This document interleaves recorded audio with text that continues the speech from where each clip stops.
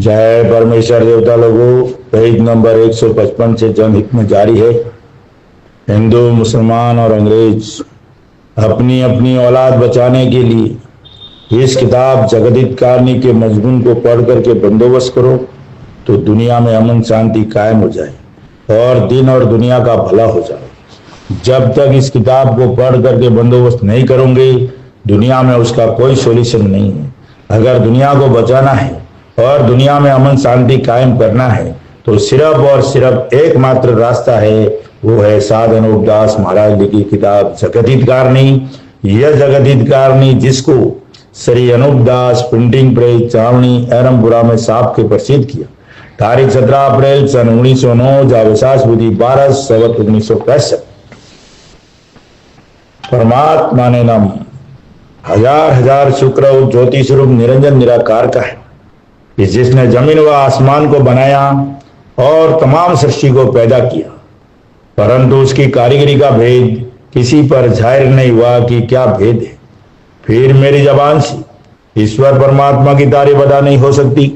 और दूसरा मजमून बदर समुद्र के है, सो कलम से लिखा जाता कि जो जो करतब मैंने इन सौदागर माजनान के देखे वो अजब तरह के नजर आए, जिससे मुझ गरीब साध अनूपदास को तमाम जहान के हिंदू मुसलमान और साध संत और पंडित फकीर और मुल्कों के राजा महाराजा और सातों आठों और सब विलायतों के बादशाह और दिगर अंग्रेज वगैरह की खिदमत हाथ जोड़कर अर्ज करना लाजिम आया। ये दोस्तों, अनूपदास जी महाराज पूरे विश्व के राजा बादशाह साधु संत पंडित फकीर ज्ञानी ध्यानी जोगी जति और भी बड़े बड़े विद्वान लोगों को और सज्जनों को सबको हाथ जोड़कर अनूपदास जी महाराज फरियाद करते हैं, अर्ज करते हैं, अपील करते हैं, भाइयों तो एक बार इस किताब को जरूर पढ़िएगा। इस किताब को पढ़ना हमारे लिए सौभाग्य की बात, इसको चूकना हमारे लिए परम दुर्भाग्य है। भाइयों, इस किताब को जब तक आप नहीं पढ़ोगे, जब तक पहली बात तो आपकी अकल दुरुस्त नहीं होगी, और अकल दुरुस्त नहीं होगी तो सतयुग की बात समझ में नहीं आएगी। नेकी और बदी में क्या फर्क है, पाप और पुण्य में क्या फर्क है। आज दुनिया पाप करती है, उसको ही धर्म समझती है। इसके लिए भाइयों पाप और पुण्य समझना पड़ेगा, नेकी और बदी समझनी पड़ेगी। और ये राक्षसी पाप है जो कलयुग आज चल रहा है, जिसको दुनिया कलयुग बोलती है। ये कलयुग नहीं है, ये कलयुग काल है। ये हिंदुस्तान के सौदागर बनिए बेईमान लंका के ढेरों का घर का राक्षसी पाप है। और इनकी फैक्ट्री का नाम है स्वर्ग नरक जन्नत हेवन हेल्थ, वहां पे इनकी फैक्ट्री है भाई। जब वहां पाप होता है वो सप्लाई यहाँ हमारे लोग ही करते हैं, लेकिन वहां से सप्लाई होता है जब पाप दुनिया में आके लगता है। हर मर्ज की दवा ये किताब जगदीतकारणी है। और दुनिया में जितनी भी खराबियां, कम उम्र में मौत होना, तूफान आना, भूकंप आना, अतिवृष्टि अनिवृष्टि जो भी बुरा हो रहा है वो सब और सब हिंदुस्तान के बनियों के राक्षसी पाप से है। और ये कलयुग नहीं कलयुग काल है। और ये हिंदुस्तान के सौदागर बनिए लंका के ढेरों के राक्षसी पाप का नाम है। और ये पाप की जगह जो है वो जिसको दुनिया स्वर्ग और नरक बोलती है। ये वैज्ञानिक लोग को ये जो सैटेलाइट ऊपर भेजते हैं पूरे विश्व के वैज्ञानिकों को इसकी शोध करनी चाहिए कि ये कहाँ पे पाप हो रहा है और स्वर्ग नरक कहाँ पे है, जन्नत कहाँ पे है, हेवन हेल्थ कहाँ पे। ये सब जमीन पे ही है, कोई समुद्र के टापू के ऊपर है। ये अनूपदास जी महाराज बता रहे हैं।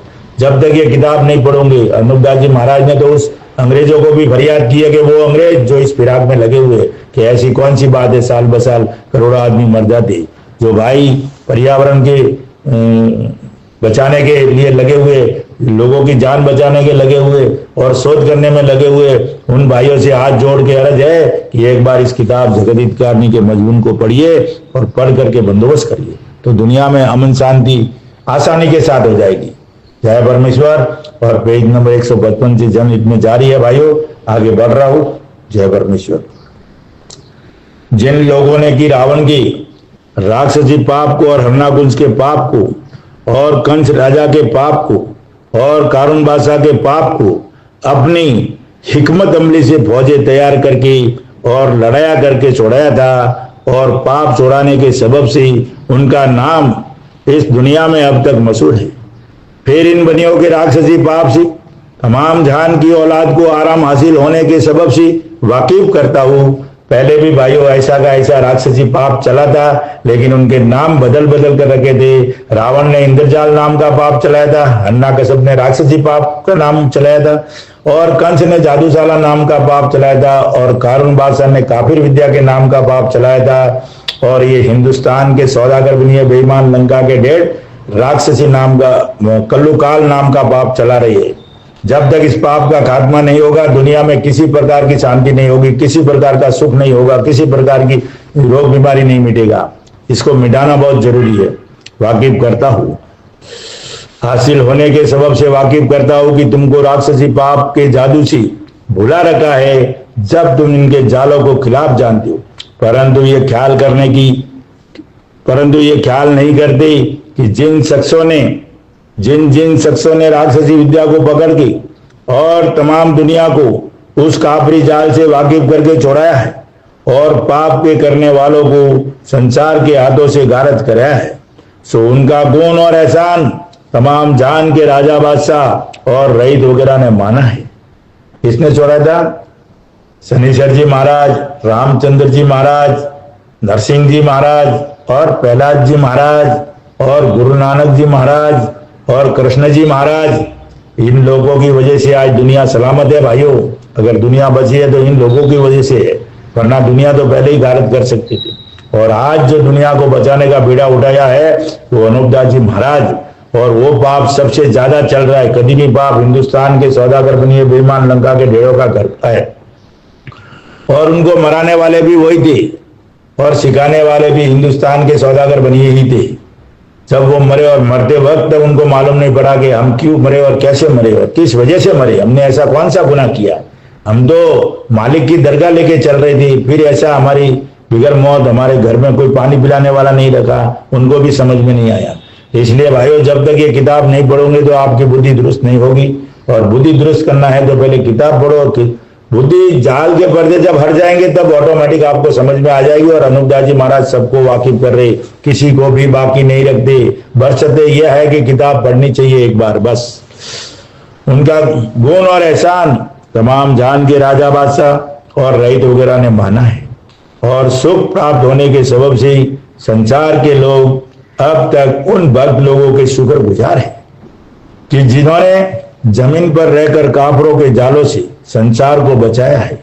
अगर भक्त लोगों ने संसार को पहले नहीं उबारा होता तो संसार जब ही गारत हो जाता। किसने? भक्त लोगों ने। कौन थे भक्त लोग? शनिश्चर जी महाराज, रामचंद्र जी, नरसिंह जी, प्रहलाद जी, कृष्ण जी महाराज और गुरु नानक जी महाराज, वो भक्त लोग थे। परमेश्वर के भक्त थे भाइयों, कुदरत के बंदे थे। जब ही गारत हो जाता, परंतु ईश्वर परमात्मा ने उन भक्तों को संसार के उभरने के लिए ही पैदा किया था कि जिसका जिक्र तमाम जान के लोग अपनी जबान से करते हैं, कि जो शनिश्चर जी और नरसिंह जी और श्री कृष्ण जी और गुरु नानक जी को उस करतार करंता ने पैदा नहीं किया होता तो बेशक रावण, अन्नाकुंज वगैरह अपने राक्षसी पाप से गारत करते। गारत करने का मतलब पूरी दुनिया खलास नहीं होती भाइयों, लेकिन मजबूर कर देते, परिस्थिति ऐसी कर देते थे जैसे हम मुजरिम बन के चलते और वो दुनिया पे राज करते। हम मौत मांगते, हमको बहुत तकलीफ देते हैं हर चीज में, और हम मौत मांगते तो हमको मौत नहीं मिलती, यानी हमारी परिस्थिति एकदम बदतर हो जाती। जैसे अंग्रेजों की हुकूमत थी ना, वो तो कुछ नहीं थी। अंग्रेजों ने तो शेर बकरी को एक घाट पानी पिलाया है, सबको समान किया है। लेकिन ये जो पाप चलाने वाले थे ना, ये अगर दुनिया के ऊपर राज करना चालू कर देते ना तो हम मौत मांगते लेकिन मौत नहीं मिले, ऐसी हमको यातना देती है लोग। ये जो चाहे वही करते। उस करता ने पैदा नहीं किया होता, बेशक रावण और हिरण्यकुंज वगैरह अपने राक्षसी पाप से गारत कर देते और कुल विलायतों में अपना राज करते, परंतु परमात्मा जी ने हम तुम लोगों के रहने के लिए खूब पैदा किया कि जो उन भक्तों की तुपेल से सलामत रही। इससे अब तक उनके पूजा व गुण को मान रही है। किसके? गुरु नानक जी महाराज, रामचंद्र जी महाराज, उनके पूजा व गुण को मान रही है। 33 बाकी नहीं भाइयों, मान रही है। सो मेरे भाइयों, जब कोई दुश्मन किसी मुल्क के ऊपर फौज लेके चढ़ आता है, जब मुल्क के मालिक और उनकी रैयत को दुश्मन के सर आने की खबर नहीं पड़ती है कि जो बेखबर पड़े हुए होते हैं। जब दुश्मन को मुल्क फतेह करना क्या मुश्किल है, बल्कि साथ आसानी के फतेह कर सकता है। परंतु उस वक्त मुल्क के मालिक का कुत्ता दूसरे मुल्क के लोगों को देख के और अपने मुल्क के मालिक को देख के मालिक के नमक खाए हुए का हक जान के इस कदर शोर व गुल मचाता है कि सोते हुए शख्स फौरन जाग जाते। तो वो कुत्ते फौरन अपने मुल्क का इंतजाम करा के दुश्मन को जहर करा लेते हैं और उस कुत्ते के सबब से अपने मुल्क को बचा लेते।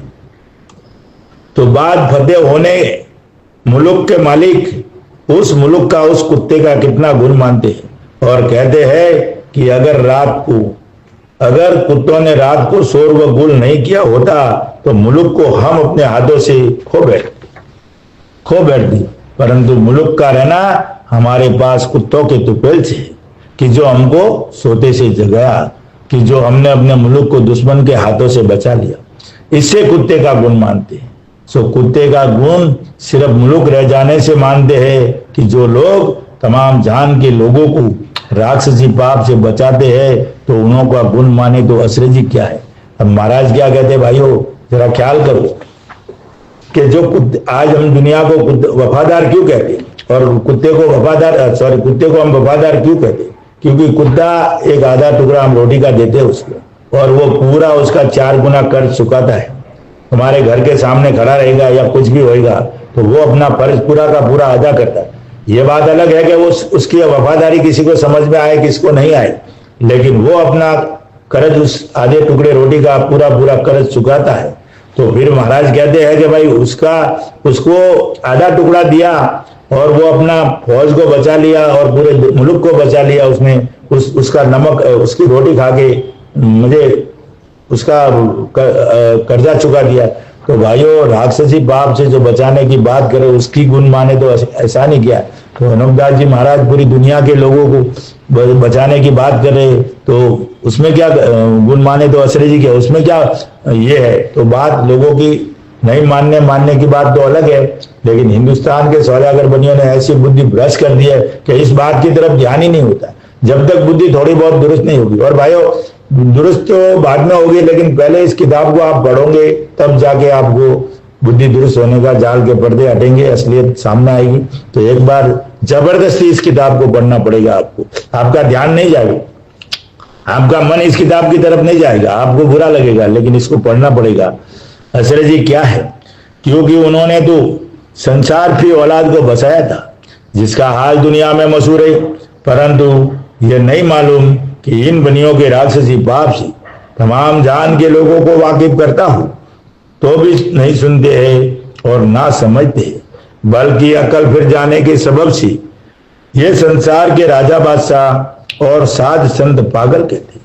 अब महाराज तो बहुत समझाने की कोशिश करते हैं, दुनिया बचाने की बहुत बात करते, लेकिन हिंदुस्तान के सौदागर बनियों ने रावण को मारा, कंस को मारा, तो इन्होंने सबक ले लिया कि हम भी पकड़े जाएंगे तो हमारे भी घर में कोई पानी देने वाला और नाम लेने वाला कोई नहीं रहेगा, तो हमारी हालत बुरी कर देंगे। तो ये तो मैन्युफैक्चर है, ये तो पाप खुद प्रोडक्ट करते हैं, खुद पाप को बनाते हैं भाई। तो अभी इनको तो मालूम है कि हम पकड़े गए तो हमारा खात्मा पक्का है, इसके लिए ये बहुत सोच समझ के फूक फूक के कदम रखते और बहुत बड़ी बड़ी चतुराई से ये काम करते थे। जाल कजाकार अगर इनके आदमी को कोई पकड़ा भी गया तो बताना मत अपने कुल के साथ, ऐसा करार किया इनके अंदर क्या इसका बदला हम 3 गुना ले लेंगे। बल्कि अकल फिर जाने के सबब से ये संसार के राजा बादशाह और साध संत पागल कहते हैं और समझते नहीं है। सो ऐसी अकल खराब कर दी है। सो मेरे भाइयों, मुझको तुमसे क्या लेना है, सो तुम नहीं समझते हो। अगर से तुम नहीं समझोगे और मुझको पागल जान के भरोसे में रहोगे, जब तो तुम लोग अपनी औलाद समेत इन बनियों की राक्षसी पाप से घारत हो जाओगे, और जो मेरे कहने पर यकीन लाके समझोगे तो तुम अपनी औलाद समेत सलामत रह जाओगे। महाराज कहते हैं कि अगर मेरे को गफलत में रह जाओगे और मेरे ऊपर भरोसा नहीं करते तो फिर तो तुम गारत हो जाओगे, और भरोसा रख के और मेरे कहने पर तुम काम करोगे तो सलामत रह जाओगे। दोनों बात कह रहे।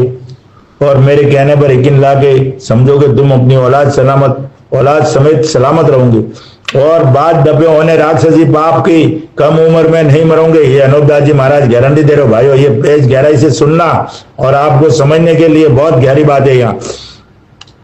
कम उम्र में नहीं मरोगे और ऐश आराम करोगे। और जो कम उम्र में मर जाते हैं और पूरी उम्र 125 वर्ष की नहीं पाते हैं, सो बनियों के राक्षसी पाप से मर जाते। और अगले जमाने में तो उम्रें और आदमियों की और अनबोलों की और झाड़ वनस्पति की बहुत कुछ होती थी। 10-10 हजार वर्ष की उम्र होती थी। परंतु अब इस जमाने में तो 125 वर्ष की पाप से करेगी। आज दुनिया में जो 125 वर्ष की उम्र है ना भाइयों, ये हिंदुस्तान के सौदागर बनियों ने पाप से कर रखी। और जो बोलते हैं ना लोग कौल इकरार से फिर गई है, तो कौल इकरार से ऐसे फिर गई है कि 125 वर्ष की उम्र है ना, 5 पीढ़ी आगे और 5 पीढ़ी पीछे। भाई 125 वर्ष का आदमी मरेगा तो उसके पोता भी होएगा, बच्चा हो गया, पोता हो गया, पोते के पोता हो जाएगा, यानी 5 पीढ़ी। तो वो बात जिंदा रहती है। जो आज मेरे घर में बात हुई है, मैं 5 पीढ़ी तक उस बात को सामने वाले को भूलेगा नहीं, वो बता देगा। तो बनियों को मालूम पड़ा कि भाई ये बात तो अमर ही अमर रहेगी और आगे से आगे चलती रहेगी। रावण की बात, कंस की बात, गारुण की बात और जो भी कैसे कैसे इन लोगों ने करतब किए, राजा बादशाहों ने इनका पाप पकड़ा, मंदिर वगैरह गिरवाए, तो ये सब बातें जिंदा रहती है। आज इन बातों को भुला दिया है और झूठ डाल दिया अंदर। तो अगर हमारी औलाद 125 साल तक भी पूरी रहे, ये इन्होंने पाप से करी है। इन्होंने कौल इकरार किया। और कौल इकरार कैसा किया भाइयों कि इनके जहां मेले भरते, ये सब सौदागर पंच लोग जमा होते, वहां इन्होंने कौल इकरार किया था कि अब हम 125 वर्ष के पहले इंसान को नहीं मारेंगे। ऐसा उन्होंने कौल इकरार किया था। लेकिन ये अपने कौल इकरार से फिर गए, क्योंकि 125 साल कम नहीं होता, ज्यादा ही होता। तो 5 पीढ़ी तक आगे उनके विस्तार हो जाता है। 5 पीढ़ी पीछे और 5 पीढ़ी आगे, यानी मेरा बच्चा हो गया, फिर उसको बच्चा हो गया, फिर उसको बच्चा हो गया, फिर उसको औलाद हो गई। यानी इतना जिएगा तो सबको ये बात खत्म नहीं होगी, ये बात अमर रहेगी और चालू रहेगी। अमर का मतलब यही है कि मेरा वंश चलता रहे और वंश में ये बात चलती रहे, तो वो बात कभी गारत नहीं होगी, तो अमर ये चलता रहेगा। लेकिन ये कौल इकरार से फिर गए। वहां कौल इकरार किया था कि भाई 125 साल तक नहीं मारेंगे, फिर ये लोग वापस उस कौल इकरार से फिर गए। लेकिन सतयुग की उम्र 10,000 बरस की है। झाड़ वनस्पति हर चीज की 10,000 बरस की उम्र है भाइयों। और उसके पहले कोई नहीं मरता था और पक्की उसके पहले कोई मरता भी नहीं था। और अगले जमाने में तो उम्रे आदमियों की और अनबोलों की और झाड़ वनस्पति की बहुत कुछ होती थी और 10-10 हजार बरस की उम्र होती थी। परंतु अब इस जमाने में तो 125 वर्ष की पाप से कर रखी है, सो अब पूरी 125 वर्ष की भी नहीं होने देते। अब 25 वो कौल इकरार से फिर गए ना, 125 वर्ष का कौल इकरार किया था। और यह सेठ माजिदों ने किया था, अपने आपस में बड़े बड़े सेठ माजिद जमे होते ना, वहां किया था। और कच्ची उम्र में मार देते हैं, सो ये बेईमान अपने कौल इकरार से फिर गए, क्योंकि परमेश्वर किसी को कच्ची उम्र में नहीं मारता है। ये बनियों के राक्षसी पाप का सबब है जिससे कम उम्र में लोग मर जाते हैं, क्योंकि ईश्वर किसी को कच्ची उम्र में नहीं मारता है। ये तो बनियों का राक्षसी पाप चल रहा है जिससे कम उम्र में लोग मर जाते हैं।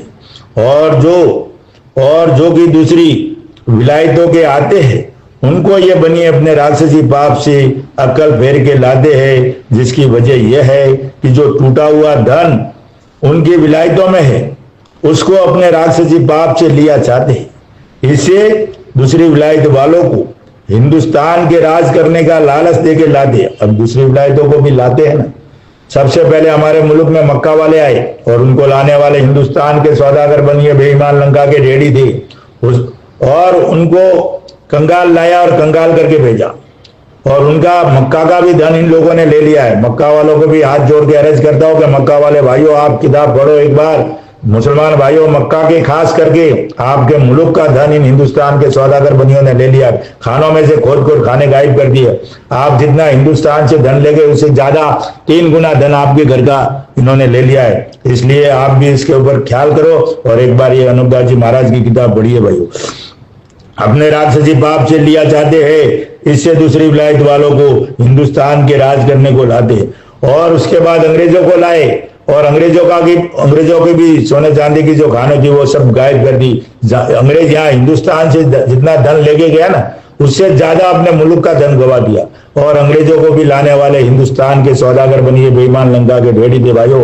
और अब रूस वाले को लाने की तैयारी होती है। हम जिंदा रहे नहीं रहे, लेकिन जो जिंदा रहेगा, आज हम ये आप बाप को बता रहे हैं, देख लेना एक दिन रूस वाला भी आके राज करेगा। लिया चाहते हैं, इससे दूसरे विलायत वालों को हिंदुस्तान के राज का लालच दे के लाते हैं और हिंदू मुसलमानों को आपस में लड़ा के मारते हैं, जिसकी खास वजह इन बनियों ने यह सोची है कि जब सब लोग मुल्क के गारत हो जाएंगे और हम सबों से ज्यादा रह जाएंगे, जब हम अपना राज सब मुल्कों में और सब विलायतों में अच्छी तरह से करेंगे। इनको तो पूरी दुनिया के ऊपर राज करना है भाई, और दुनिया को अपने कब्जे में करना है। गारत करने का मतलब यह है कि ये दुनिया को कमजोर करके धन तो पूरा ले लिया है और अब दुनिया की बुद्धि भ्रष्ट करेंगे तो ये दुनिया पे राज करना चाहते हैं।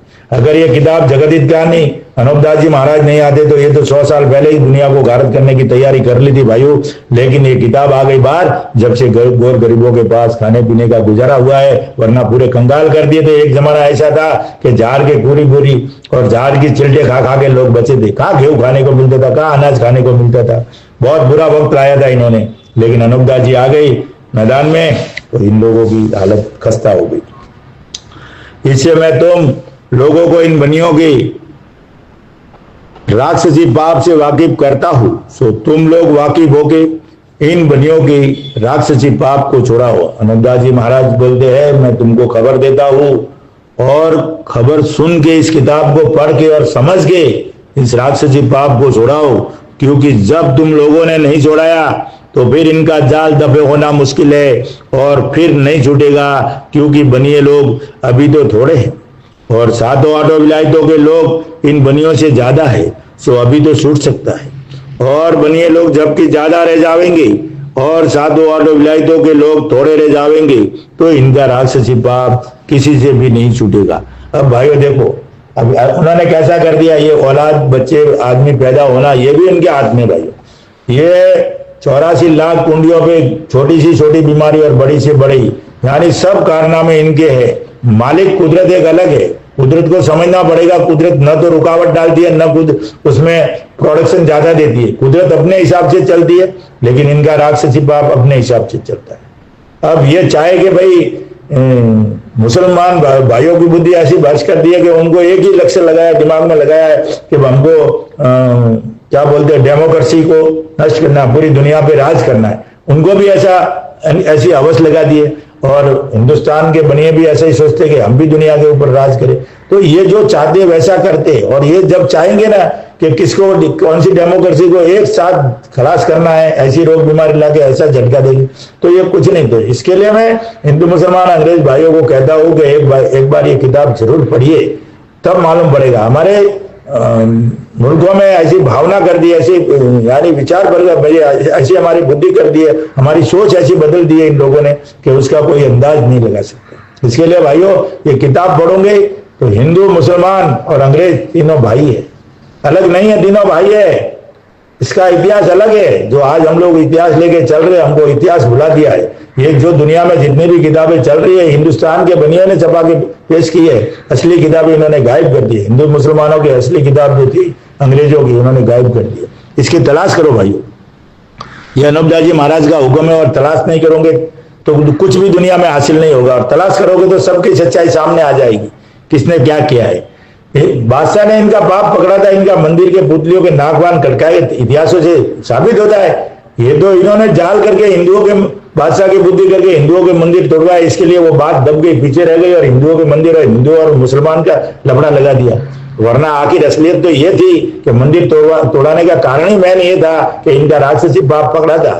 ये दुनिया के नाम से पाप करते थे, दुनिया में दुख पैदा करते थे, इसके लिए उनके मंदिर वगैरह गिरवाए थे। तो इस बात को समझनी चाहिए भाई, किसी से भी नहीं छूटेगा, क्योंकि ये बनिए अपने राक्षसी पाप से सबों की अकलों को खराब कर देंगे और अपना राज करेंगी। सबों को ये बनिए लोग अपना नौकर और चाकर करके रखेंगे, और जबकि इनके राक्षसी पाप से लोगों की बुद्धि खूब भ्रष्ट हो जाएगी। जब आप उसमें लड़कर ही मर जाएंगे तो एक गांव से जाके दूसरा गांव 100 कोस के ऊपर मिलेगा। शहरों के तो बहुत ही छोटे गांव हो जाएंगे और गांव बिल्कुल बर्बाद हो जाएंगे। आज सिर्फ हिंदुस्तान, चीन और एक दो देश और हो जाएंगे, उधर आबादी बहुत ज्यादा है। बाकी बाहर के देश, अंग्रेजों के देश देख लो, क्षेत्रफल कितना बड़ा है, लोग कितने, भले ही 50-50 किलोमीटर में 100-100 कोस के ऊपर एक एक गांव नहीं मिलेगा, वहां लोग, गाड़ी खाली जाती है, ट्रेन खाली जाती है, वहां रास्ते खाली पड़े, सब कुछ भी नहीं। क्या वहां बाहर का पूरा खेल खत्म कर दिया? खाली हिंदुस्तान और चाइना में लोग ज्यादा है, बाकी किधर भी नहीं है। क्षेत्रफल बहुत बड़े हैं लेकिन लोग बहुत है। वहां तो लोगों को बुला दे के जनसंख्या ज्यादा बढ़ाओ, लेकिन ये हिंदुस्तान में जनसंख्या बढ़ा रही है और जमीन माता को दुख करके कमजोर कर दिया। ये भी जिंदा जीव है ना, तो सिकुड़ जा रही है, जमीन माता सिकुड़ जा रही है, बिल्कुल बर्बाद हो जाएंगी। सो ये बात पहले से दुनिया में मशहूर कर दी है, बस दुनिया में कहते हैं सो मालूम नहीं कि कैसा फिसाद करा के या काल पड़ा के मार देंगे, या मार देंगे, या मरी हैजा, या लड़ाई से बुद्धि भ्रष्ट करके गारत करेंगे। सो तो इनकी जाने, अब इनके दिल में जैसा आएंगे वैसे दुनिया को कम कर देंगे और कैसे मरवाएंगे, कैसा फिसाद कराएंगे, झगड़ा कराएंगे, या रोग बीमारी करेंगे, हैजा करेंगे, प्लेग करेंगे, कि और भी नई तरह की बीमारियां लाके इनके जिस दिन दिल में आएगा वैसा करा के दुनिया को गारत कर देंगे। सब खेल इसमें हाथ में। इसके लिए मैं हिंदू मुसलमान अंग्रेज भाइयों से कहता हूं कि एक बार इस किताब को जरूर पढ़िए भाइयों। हमारा कोई किसी से बैर नहीं है, हमारा कोई किसी से ये नहीं, हम तो ये चाहते हैं कि दिन और दुनिया का भला होवे और अमन शांति कायम हो जाए। और अगर हिंदुस्तान के प्रति पाप छोड़ देवे तो इनको भी तो अनूपदास जी महाराज बोलते ना, इनको भी माई बाप जानता हूं, लेकिन ये ऐसा काम छोड़ेंगे नहीं, इनको तो लोभ लगा हुआ है। इसलिए भाइयों इनकी तो मौत ही निश्चित, खात्मा ही पक्का है, मार देंगे, या मरी हैजा या लड़ाई से बुद्धि भ्रष्ट करके गारत करेंगे। सो तो इनकी यही जाने, उस वक्त में ये बनिए अपना राज करेंगे।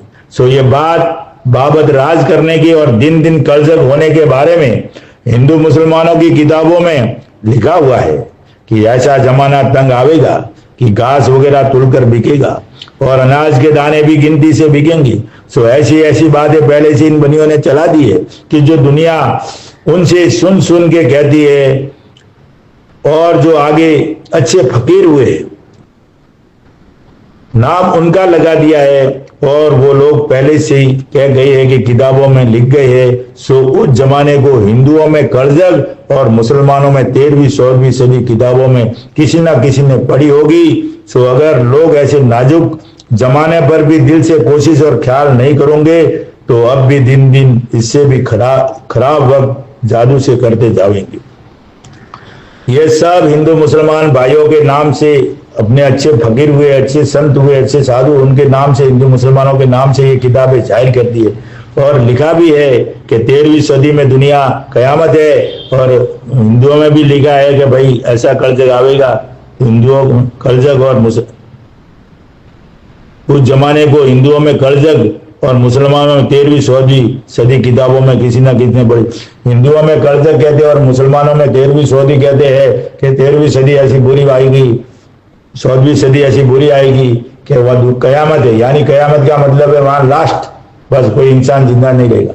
तो भाइयों ये सब किताबें इन्होंने लिख के पकड़ाई है हिंदू मुसलमानों को। और कल जुगाने का बगीचा तो मालिक ने लगाया है ना, तो वो हम फैसला करने वाले कौन है? हम किताबें लिख करके हम फैसला, मालिक तो रोशनी है और मालिक कोई किताब पोती नहीं लिखता है, ये लिखी हुई इंसानों की किताबें है। तो मालिक के बगीचे तो हम कैसे ये कर देंगे? आगे डिसीजन तो मालिक है ना, मालिक का बगीचे को कौन ये कर सकता है? लेकिन दुख देते, मालिक के बगीचे को दुख देने का काम इनके हाथ में, बिगाड़ने का काम इनके हाथ में, बनाने का काम नहीं है। बनाने का काम तो मालिक है, ये सब बिगाड़ने का काम करते हो, दुनिया के ऊपर राज करने का काम करते। दिल से कोशिश और ख्याल नहीं करोगे तो अब भी दिन दिन इससे भी खराब वक्त जादू से करते जाएंगे। और भाइयों देखो दिन दिन दुनिया में बुराई हो रहा है, भला तो हो ही नहीं रहा है, दिन दिन खराब वक्त ही आता है। इसलिए भाइयों इस किताब को एक बार जरूर पढ़िए, क्योंकि जैसा कि किताबों में लिखा है और जो इन्हों की किताबें चलाई हुई है और उनमें जो लिखा है वैसा ही पाप करा के करते जाते तो वैसा ही हो जाता है। और बड़ी बात भाइयों समझने की यह है कि जैसे अपनी किताबों में लिखा हुआ है ना, तो वैसे का वैसा ये 84 लाख कुंडियों के ऊपर पाप करते हैं, जिसको दुनिया स्वर्ग नरक जन्नत और हेवन हिट बोलती है। वहां पे इनकी फैक्ट्री चलती है, जब किताबों में लिखे होने के मौजूद पाप कराती और टिप्पणों के माध्यम से उसको पेश करती। और हम लोग बोलते कि ये टिप्पणों में लिखा होने से होता है, ये किताबों में और टिप्पणों में लिखा होने से नहीं होता, वो तो उनके सवालियत के लिए लिखा है। और वो वैसा का वैसा लिख के दुनिया को गुमराह कर देते कि हमारे बुजुर्गों ने लिखा था इसके लिए ऐसा हो रहा है। हमारे बुजुर्गों ने ऐसा कोई बुराई नहीं लिखी भाइयों, हमारे बुजुर्गों को मालूम होता तो वो सब कुछ अपने भले के वास्ते लिखती। वैसा ही हो जाता और वैसा ही होके रहेगा। अलावा इसके बरसात इस तरह से होगा कि जैसे ओस पड़ता है, उस जमाने में गिनवा दाना अनाज के बिकेंगी। सो भाई मेरे हो, ये जितनी बातें कल्लू काल में होने के निस्बत किताबों में लिखी हुई है, सो उस हालत में सच्ची होगी जिस हालत में इनका राक्षसी पाप दबे नहीं होगा। अगरचे आज राक्षसी पाप करना सब संसार के लोग एक दिल,